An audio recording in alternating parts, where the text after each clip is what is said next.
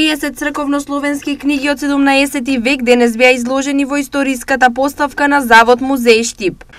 Во поставката се поставени некаде околу 30 книги, црковни книги кои што датираат некаде од 17-тиот век, 18-тиот и 19-тиот век, кои биле користени во источниот дел на Македонија. Значи во повеќе цркви од источниот дел по селата на времето во последните 50 години се собирани во Завод и Музеј Штип. Кои се насловите на овие книги и пошто тие се важни за нашето културно-историско наследство? Најстарата книга е Архиерейскиот чиновник од 1721 и Шестодневник од 1744 година.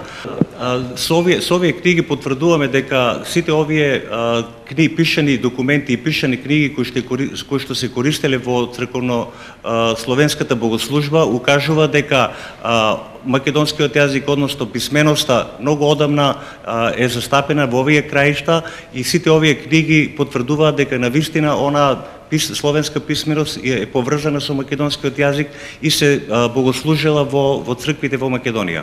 Изложбата ќе биде отворена 10 дена и сите заинтересирани ќе можат да ја посетат.